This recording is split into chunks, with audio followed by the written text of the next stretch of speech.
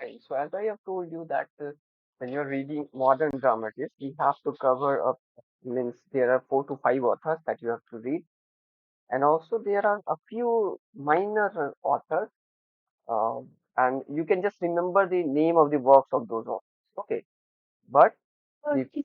5 major authors that you have to read in detail are Galsworthy, G.B. Shaw, T.A. Eliot, C. No Casey, and J.M. Singe. Okay, these are the major fields. Apart from that, Terence Rattigan is there. Then Shelag Denley is there, but Shelag Delany will be covered in the postmodern section. Um, Brandon Behan is there. So these are all the playwrights, apart from the major playwright that I have just mentioned. So we will be beginning with John Galsworthy. Okay. But yeah, whenever Okay. you are reading, like I have told you, that the historical and political events are very much evident in all these works. So suppose if you are looking at the works of W.B. Yeats, okay, as a dramatist, what he is doing, he is trying to do a kind of Celtic revival.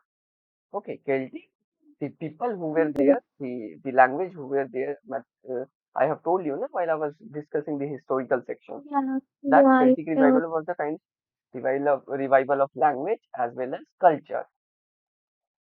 So Yeah. they are obviously influenced by the national spirit of Ireland of that time. So you know that Irish Revolution took place in 1916, which is very much evident in the work Easter 1916, and finally Ireland got its freedom from Britain in 1922.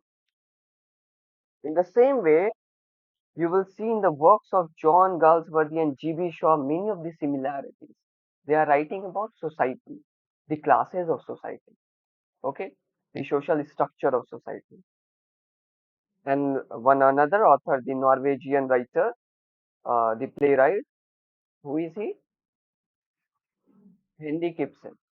Ibsen, Galsworthy, G.B. Shaw, they are writing about the social aspect, or the social structure, the feudal society that have had a kind of um, Angry a young man. major influence. Sorry? Angry man. Angry young man is No, no, also no. related with. Angry young man, Okay. you will see in the as a postmodern dramatist. Okay, they will emerge as a postmodern dramatist. See, right now, what in the modern era, what was the mood?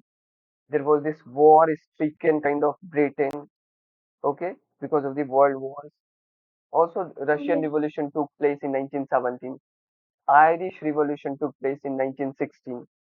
So all this has made a kind of fragmented kind of society where youths are, I mean, they are thrown into the war field, and they are dying, and people are justifying that death on the name of glory, in the name of glory. So that kind of situation was there.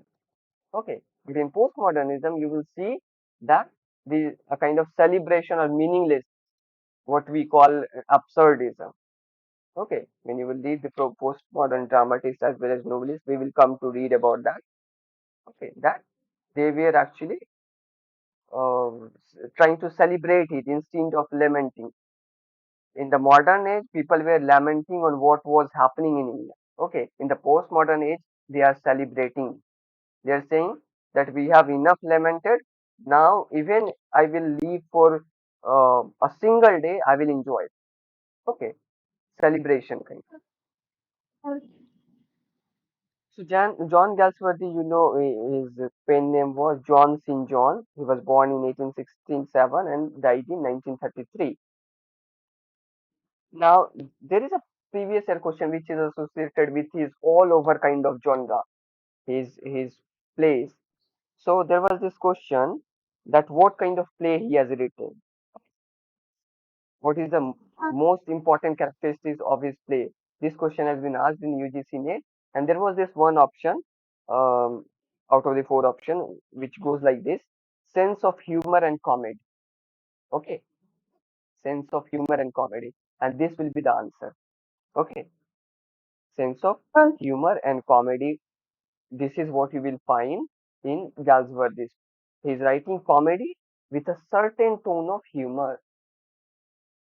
Okay, a witty kind of situation, something which is way more than just a comedy. It's not just a comedy, but way more than that. It is satirizing the society, revealing some ideas which are associated with class structure. Okay, so Okay. the answer would be sense of humor and comedy that you will see in John Galsworthy's book. Okay, his lifelong friend was Joseph Conrad. Okay, Joseph Conrad was his lifelong friend.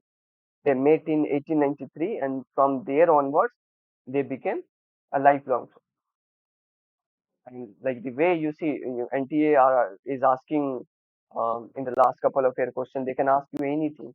So remember it that Joseph O'Connor was uh, Galsworthy's lifelong friend.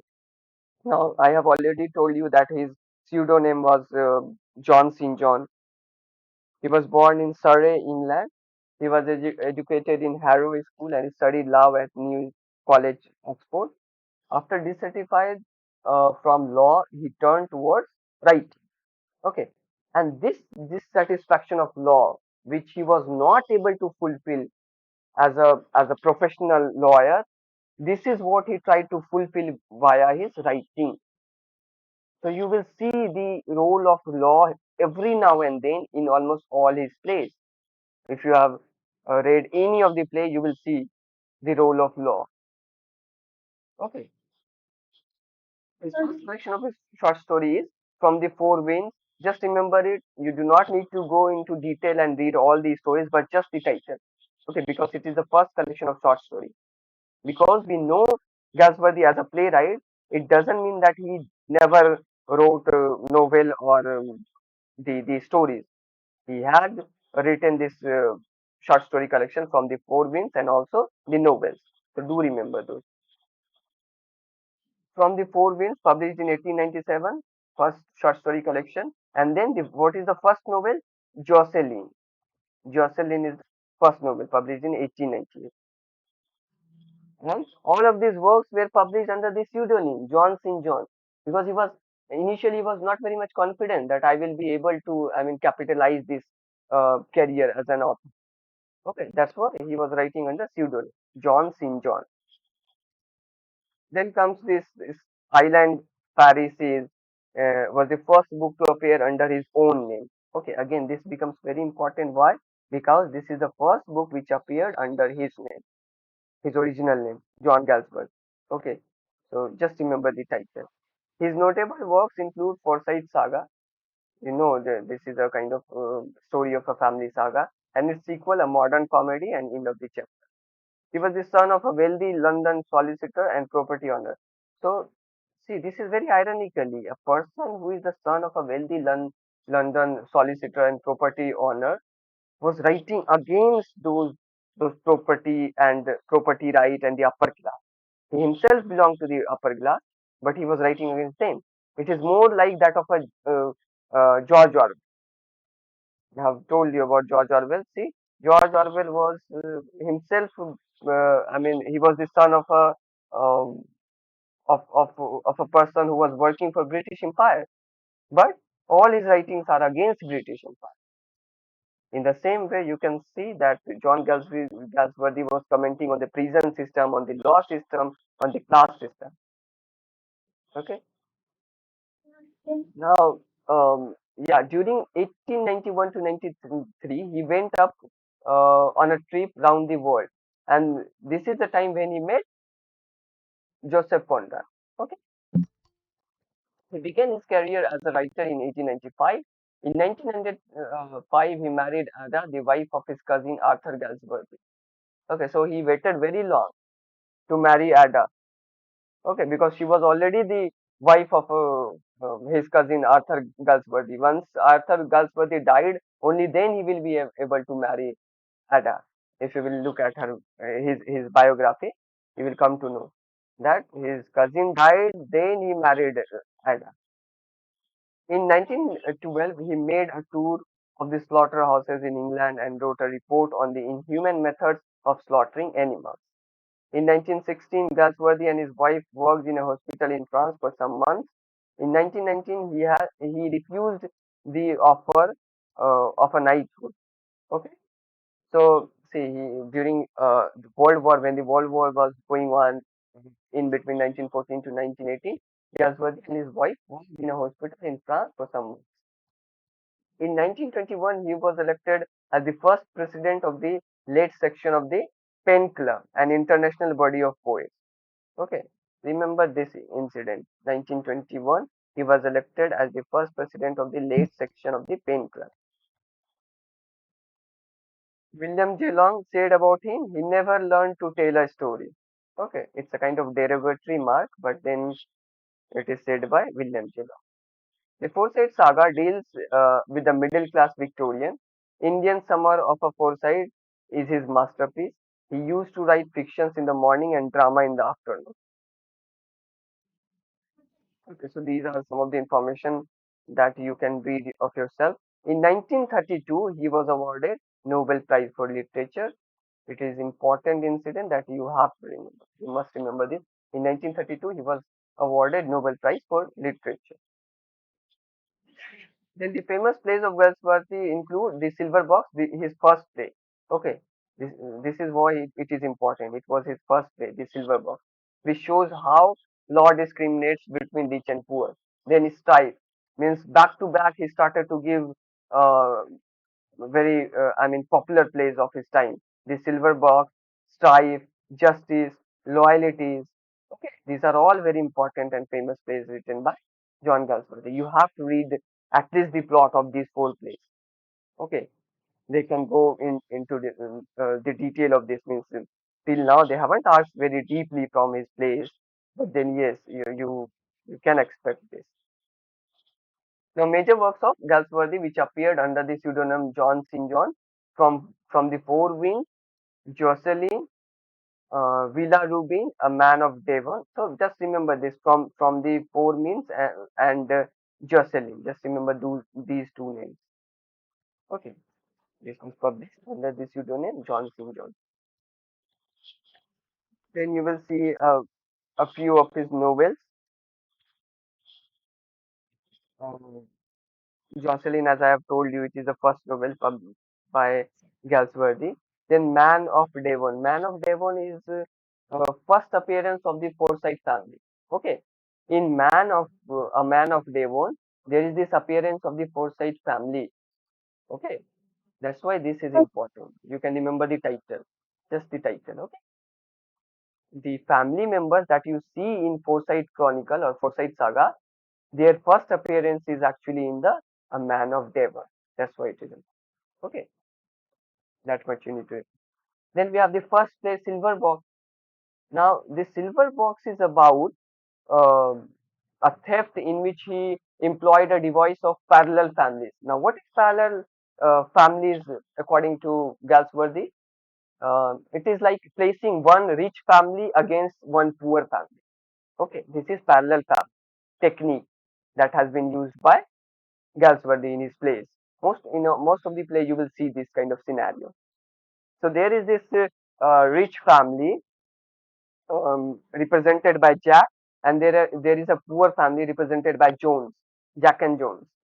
Okay, and it is about a theft. There was some theft going on in the play.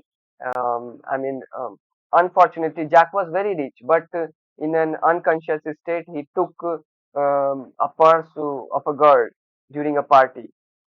So it will be, declared as a kind of theft because he took a purse from some girl.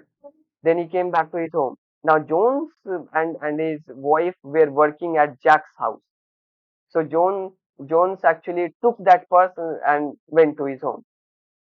So Jack is taking that purse from a girl, and Jones a kind of steal it or stole it from Jack. So now both of them are a kind of associated with this theft, Jack and Jones. But by the end of the play, Jones, the poor one, the poor fellow, he got the punishment, but Jack didn't. This is what Galsworthy is trying to say. That because Jack was rich, he came out of that situation. He saved himself, but because Jones was poor, he was caught up. He was punished for this thing. Okay, this is first play, Silver Book, very famous and popular play. Then the Dark Flowers. The Dark Flowers, a novel of love. It is a creative and disruptive effect of love. This particular novel depicts creative and disruptive effects of love. Okay.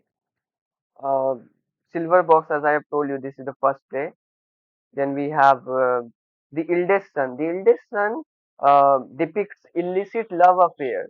Okay, it depicts an illicit love affair. Then we have the pigeon.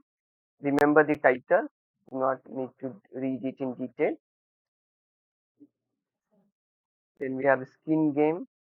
Justice, of course, justice is very important. Loyalties. If justice is not enlisted there, write it down. Okay, in your own book. The silver Okay. spoon. Yeah. So justice is about means previous year question has been asked from justice, especially the characters which are there in justice. So there is William Falder and Ruth Honeywell. They are, I mean, lovers. William Falder and Ruth Honeywell. And if you remember, if you have read the play Justice, William Falder actually did a crime. He forged a letter to get the money, and that's why he was punished. Later on, you will see that he fall from the staircase and he died. So William Falder and Ruth Honeywell are the characters. There is this uh, person, Robert Coxon is also there. Robert Cox. Perhaps he was the owner, if I'm not wrong. So previous year question has been asked from Justice. Okay. Now there was one question from Justice, that why it has been written. What was the message of Justice? So the answer would be to improve the condition of British prison, because it talks about the solitary confinement and all. Okay. So it was written to improve the condition of British prison. That would be the answer.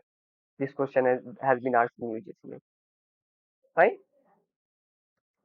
Now let us come to skin game. Skin game again deals with old aristocracy versus newly rich businessmen.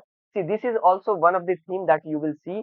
Newly rich kind of family you will see in Galsworth.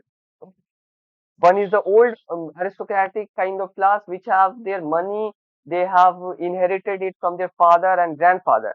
And another will be a kind of businessman or a rich class who were initially farmer or very poor people, but they worked hard and they have now, I mean, plenty of property.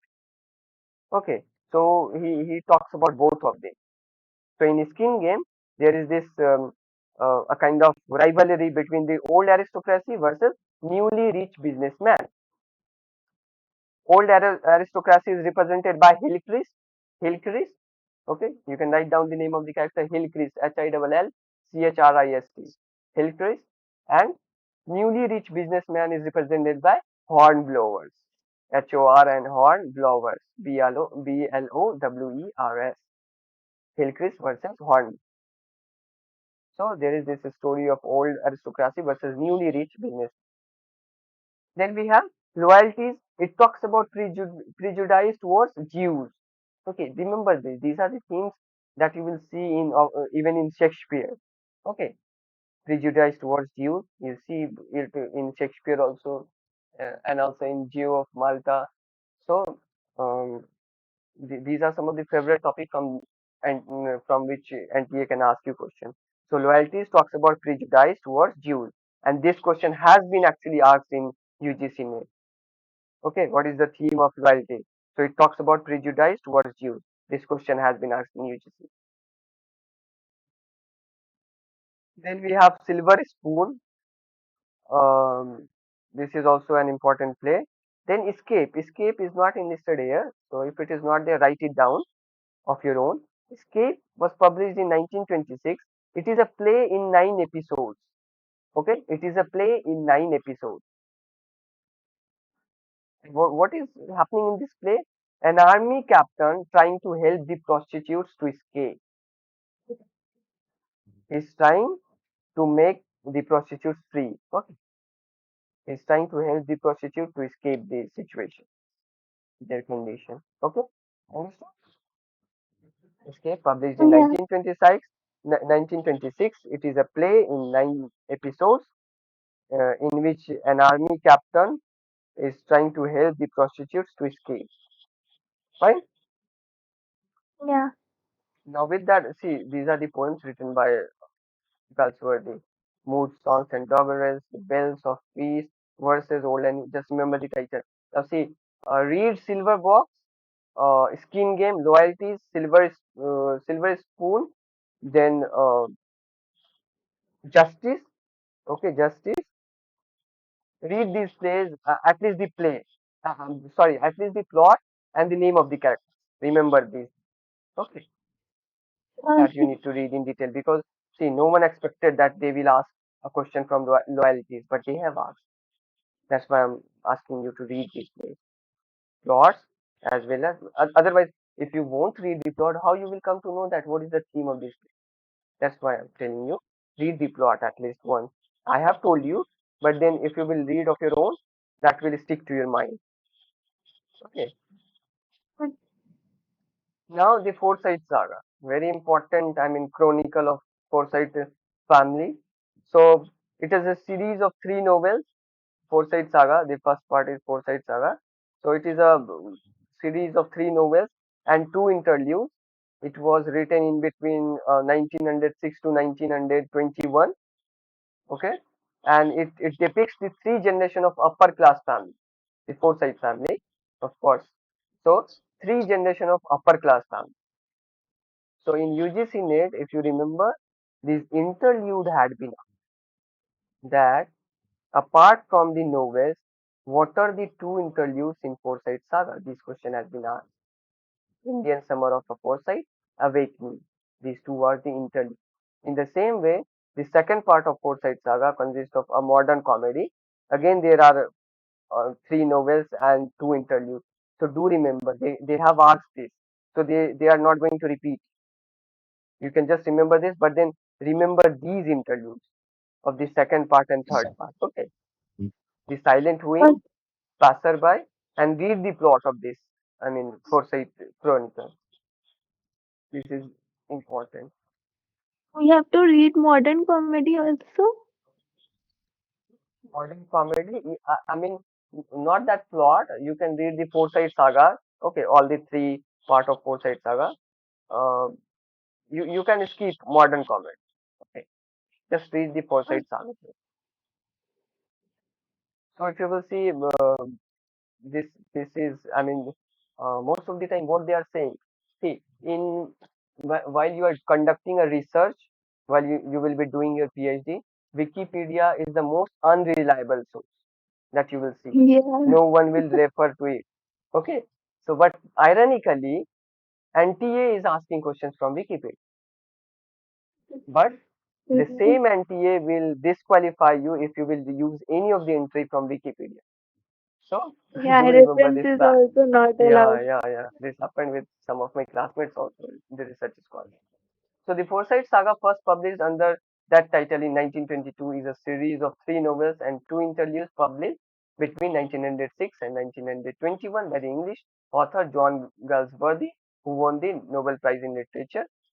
They chronicle the vicissitudes of the leading members of a large upper class family, that is similar to Galsworthy's. See, similar to Galsworthy's. Why? Because his family was also upper. Only a few generations removed from their farmer ancestors. Again, the theme of newly rich persons or family. See, few generations removed from their farmer ancestor. Their ancestors were farmer. Now they are rich. What does this signify? The the same thing that you have seen in his play. Okay, newly Richer rich too. businessman. This theme will come, means now and then in his plays or as well as novels. See, new money, nouveau riche. Nouveau riche is a French term. Is a term usually in a derogatory way to describe those whose wealth has been acquired within their own generation rather than by familial inheritance. Understood? Yeah. So you will find Swam Forsyth. Okay, the family members included Swam Forsyth, and he is in love with. There is this girl. What is the name of that girl? Yeah, Irene Forsyth. But then Irene falls in love with someone else. So there is this. Tashan kind of going on between him and the other person. Finally, he died. Um, he tried to rape Irene, and then Irene died, and Bosseni also became a kind of fanatic by the end of the novel. So read it. Okay, read this from Wikipedia entry itself. Fine. Okay. That much we have to cover in. I mean, uh, John Galsworthy. Now, end of the Okay. chapter. Just remember that it was a posthumous publication. Okay, end of the chapter. Mm. And the next playwright, very important playwright, is G.B. Shaw.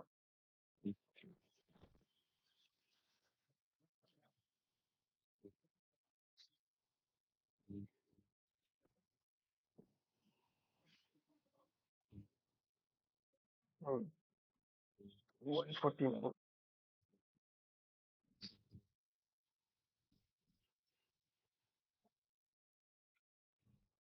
G.B. Shaw is one of the giant in modern playwright section, and you can expect one question from him. Mm. So G.B. Shaw, born in 1856 and died in 1950. See, one important thing that you will see throughout his plays are life force. Okay. This is a term, life force, that you will see, and perhaps a question has been asked from this particular idea that he has employed in his plays. So, life force actually pushes humankind towards its ultimate evolution.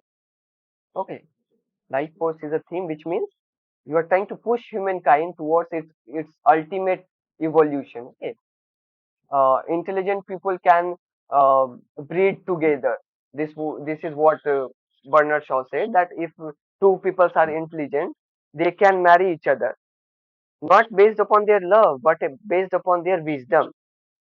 Okay, suppose a person is very witty, very knowledgeable, and he finds a girl who is also very knowledgeable and witty, so they can marry, irrespective Okay. whether they love each other or not. Okay, so Yeah. intelligent people can breed together. That was one of the idea of life force, and also it pushes humankind towards its ultimate evolution. जब दो intelligent लोग आपस में breed कर रहे हैं, तो trying we are trying to get a new version of humankind, कि दोनों का जेनेटिक Yeah. कैरेक्टर आएगा, तो नया जो इवोल्यूशन होगा वो अल्टीमेट काइंड ऑफ होगा, very superior to the existing one. So this was the idea of life. He was born in Dublin, Ireland on 26th of July 1856 of Protestant parents. So again, see, Ireland was Catholic, but he was born in Protestant parents. Okay. He was an Irish dramatist and a literary critic. He is considered to be the first modern dramatist to have been awarded both the Nobel Prize in Literature as well as Oscar. Oscar for which play? Pygmalion. Okay. Pygmalion का इन opera version किया था, तो उसको Oscar मिला था, और Nobel Mm. Prize तो मिला ही था. Yeah, see, for his work on the film of his play Pygmalion. He became dedicated socialist and an early member of the Fabian Society. Remember this. Okay. He was the early member of Fabian Society, and also he was the co-founder of this London School of Economics and Political Science. Okay. He wrote Okay. almost 60 plays with social problems. तो अगर सिर्फ जीवी शॉ का अगर मतलब बैठ गए उसका प्ले पढ़ने, तो एक महीना इसमें ही खत्म हो जाएगा. 60 plays. But then we have, sorted it out. That's why we are able to finish it within one. He worked as a clerk and a cashier in Dublin. He became a critic of art when sponsored by William Archer. He joined the reviewing staff of the Pall Mall Gazette. Pall Mall Gazette, by the way, is an important uh, magazine of that time. So you will see very important work has been published under this magazine. There he wrote under the pseudonym Cornado Bassetto. Cornado Bassetto. And G.B. Shaw was also, greatly influenced by which author, which playwright? Ibsen. Okay, Hindi Ibsen. He was very much influenced. Like I have said that John Galsworthy, G.B. Shaw, and Ibsen, they were writing about social as well as the class structure of that time. Okay, so they were a kind of social critic. So do remember this. The Dark Lady of the Sonnets is a short comedy by Shaw. It was also a kind of essay instead of just a short comedy. It was also a kind of essay. So he established himself as a leading theatre and music critic, writing review for the Saturday Review, Dramatic Review, the Pall Mall Gazette, Our Corner, the World, the Star. Okay, so he was a kind of versatile person like that of Graham Greene. Graham Greene was also a film critic as well as reviewer of the literary text. So do remember this. This is how you have to make connection between two authors so that you can remember it for longer time. Whenever something like this come in your mind that G.B. Shaw was not just an art critic but also a critic of music as well as film, because he has made that film Pygmalion, film version of Pygmalion, because of which he won the Oscar. So whenever G.B. Shaw will come in your mind, Graham Greene should come. Okay, that he was also a kind of film critic, and this question has been asked in UGC-NET from Graham Greene. Okay, this film critic kind of question has been asked. Uh, So make connection like Charlotte Pan Townshend. She was the spouse of G.B. Shaw. Now, initially, he started his career as a novelist, but all his novels were unsuccessful. You can just remember the title without reading it in great detail. Immaturity, chiseled Byron's profession, an unsocial socialist, the rational knot, love among the artists. Okay, just remember the title. Do not skip this. Remember the title. At the age of 25, became vegetarian. John, John Vadelier Lee Shaw called him second father and musical father. He died of kidney failure on 2nd of November 1950. Now, short story collections are The Black Girl in Search of God, The Miraculous Revenge. Then comes his important plays Unpleasant and Pleasant. Okay, under plays Unpleasant, um, what are the plays under Unpleasant play? They are Widower's House, The Philanderer, Mrs. Warren's Profession. This play has been banned also, okay, because of the adult scenes in the play. So, Widower's House, Philanderer, and Mrs. Warren's Profession. So, what is the first play of G.B. Shaw? This question has been asked in UGC. What is the first play?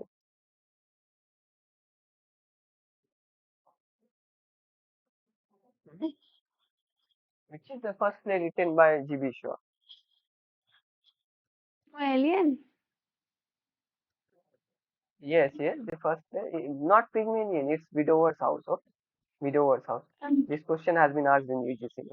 That's why I'm telling you. So, Widower's House, it is in three acts and it was premiered on 3rd December 1892 at Royalty Theatre. Protagonist is Harry Tench, and there is another character Blanche. Okay, Blanche. Harry Tench and Blanschche. Blanschche. This is the first play, and question has been asked on this in UGC. Then we have Mrs. Warren's profession. So, what profession this particular, title refers to? Title refers to prostitution. Okay, the profession is prostitution, and that's why this play has been initially banned. Later on, the ban has been lifted.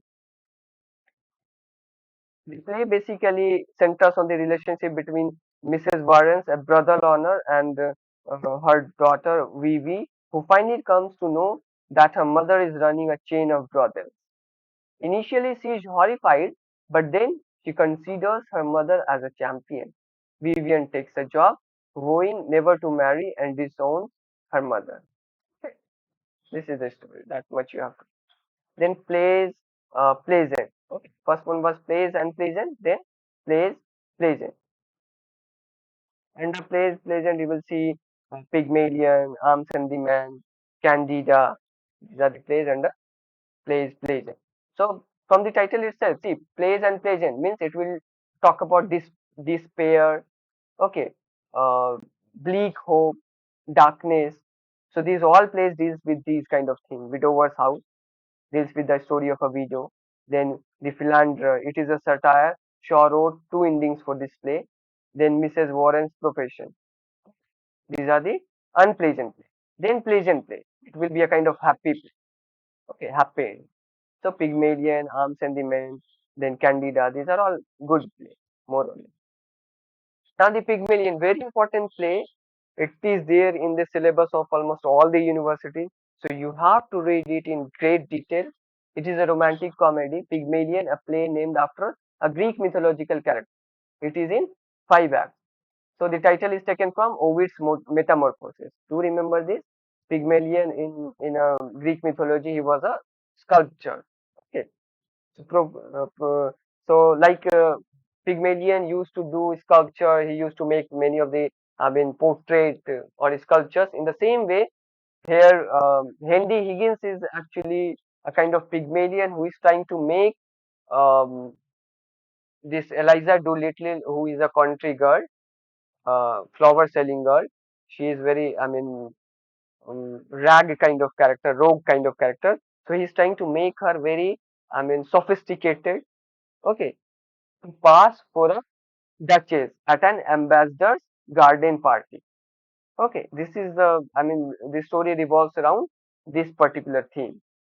That Henry Higgins is a professor of phonetics who makes a bet that he can train a, Cockney flower girl, Eliza Doolittle, to pass for a duchess at an ambassador garden party by teaching her to assume a veneer of gentility, the most important element of which he believes is an impeccable speech.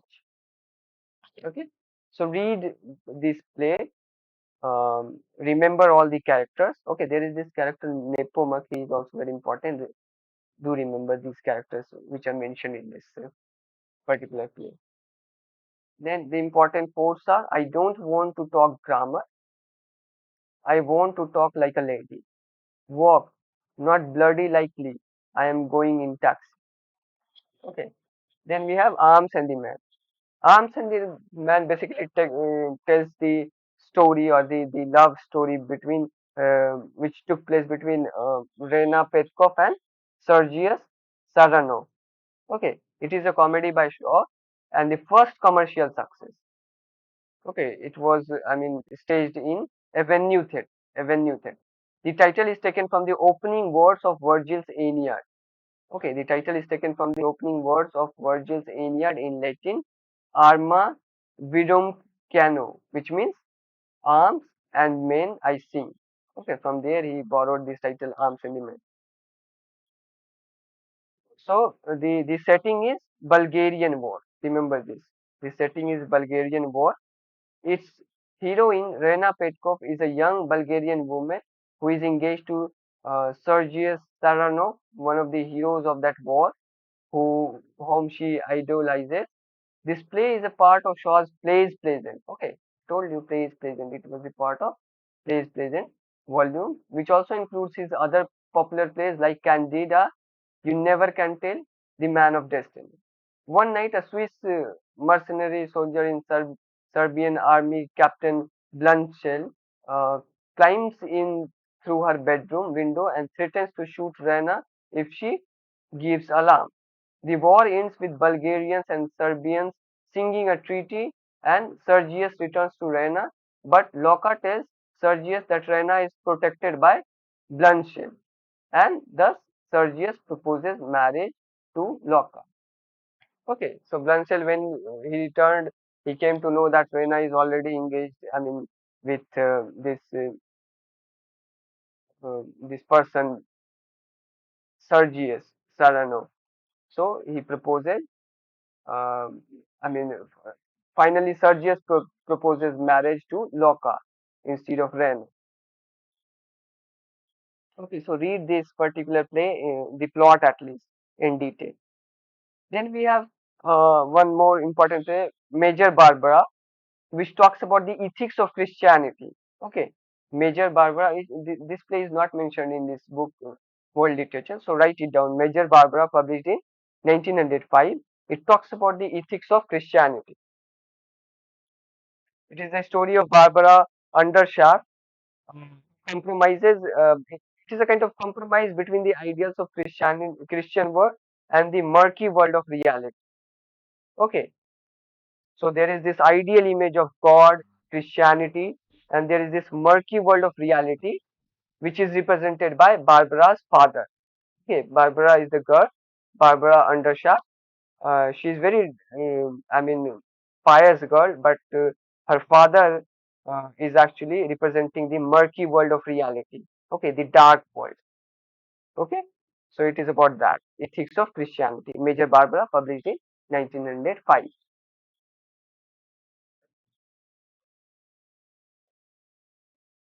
Then we have Candida. Candida is a kind of love triangle going on between Candida, James Morrell, and Eugene Marchbanks.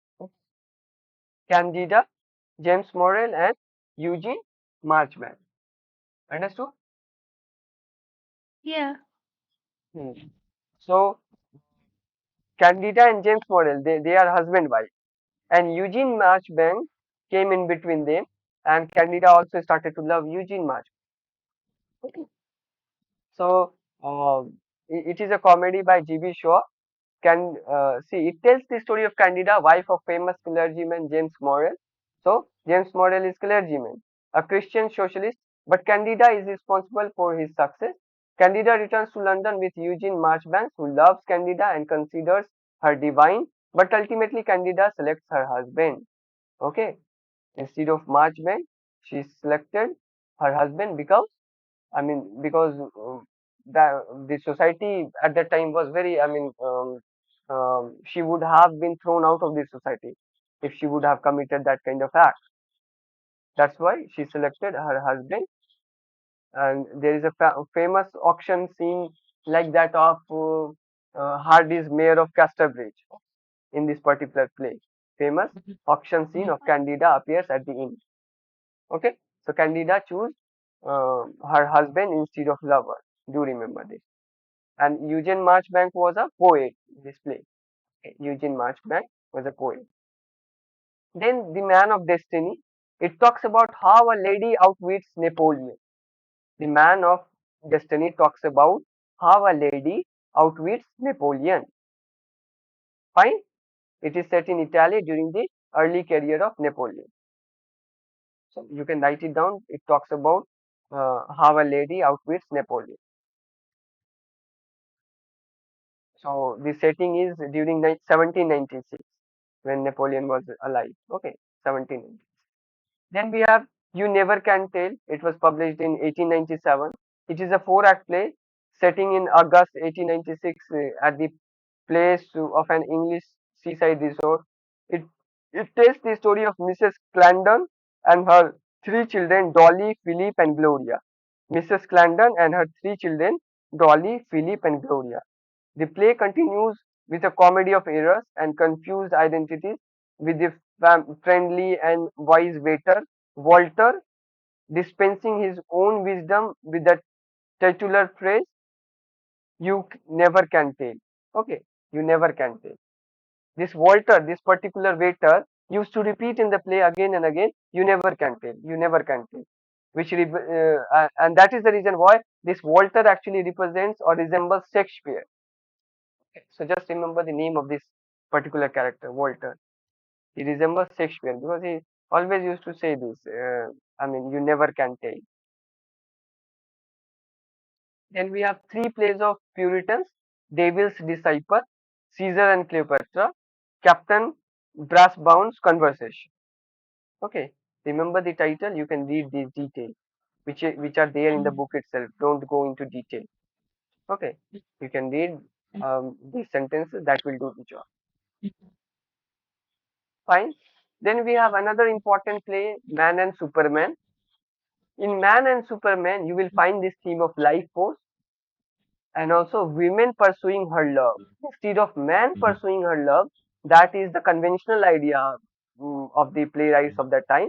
But what he is doing a kind of upside down kind of theme. He is implementing an upside down kind of theme where a woman is actually pursuing her love. Okay, it is based on Don Juan myth. Man and Superman is a play based on Don Juan myth. Who was Don Juan? Don Juan was a womanizer, but Shaw has Yeah. reversed the theme. Okay. Instead, Don Juan as a womanizer, there is a particular, lady who is a kind of, she's working as a kind of manizer kind of thing. Okay, manizer instead of womanizer. So Anne Whitefield, a young woman, somewhat enigmatic, she corresponds to character Donna Anna in the Don Juan myth. Okay, each character represents the character from Don Juan myth. Okay, so Anne Whitefield stands for Donna Anna in Don Juan myth. John Tanner, also called Jack Tanner, he actually represents the Don Juan. He is the descendant of Don Juan. Octavius Robinson is in love with Anne Whitefield and brother of Violet Robinson. He represents Don Octavio from Don Juan myth. So see, all the characters are taken from Don Juan myth, written by. Don Juan is a very famous poem written by which author? Which romantic author? It was written by Byron. But Okay, Byron. So again, you will see a kind of love triangle between Anne Whitefield, Robinson, and John Tanner. Okay, again, uh, the love triangle that you have seen in Candida, that kind of love triangle is again there in Man and Superman. Anne Whitefield, Robinson, and John Tanner. They are entangled in a love triangle. So it is a four-act drama based on the theme of Don Juan. Read the, summary, the plot of this play. Okay. Then we okay. have back to Methuselah. Because if I will go into detail of the plot, we will not be able to cover these things. Okay, so back to Methuselah. This was published in 1912. So this Methuselah, back to Methuselah, is a biblical figure. Okay, Methuselah is a biblical figure, the oldest person ever lived. Okay, this play, this story talks about the oldest person ever lived. Okay. It consists of preface and series of five plays. In the beginning, BC 4004, the Gospel of the Brother Barnabas, present day, the things happened, AD 2170. Then we have tragedy of an elderly gentleman as far as thought can reach. So you can see such a long time period has been covered from BC 4004 to AD 31920. The longest, the oldest person ever lived, which is the story of that person. Do remember this. It attacks Darwin's theory of evolution. Okay, this question has been asked in UGC. Remember this. Okay, it attacks Darwin's theory of evolution. How it attacks? Can you explain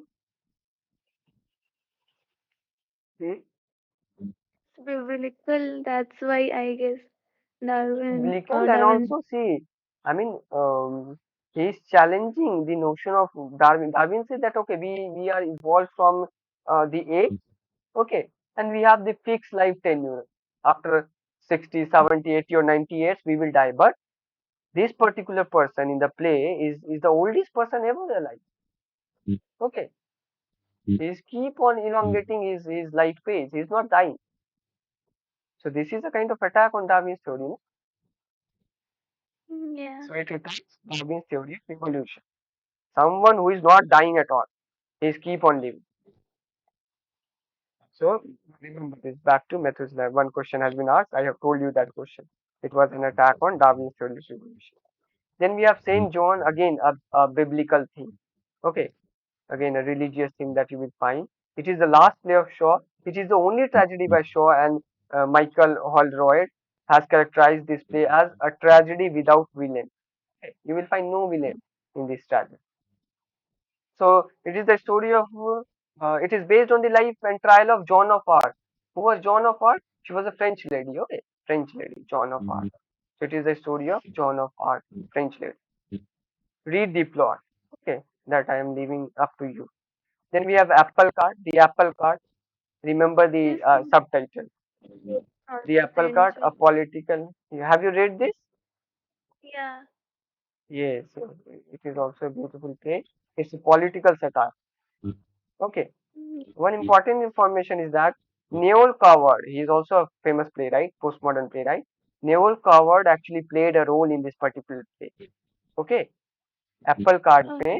Noel covered जो कि post modern play right है उसने एक role play किया just Okay. Remember this then we have too true to be good on rocks heartbreak house just remember the title of this these plays heartbreak house a fantasia in Russian manner on English now heartbreak house has a theme which has been borrowed from post World War One scenario okay and the, and this particular play influences Chekhov okay Anton Chekhov जो है उसको इसने influence किया था Heartbreak house Okay. Yeah. Let see the I mean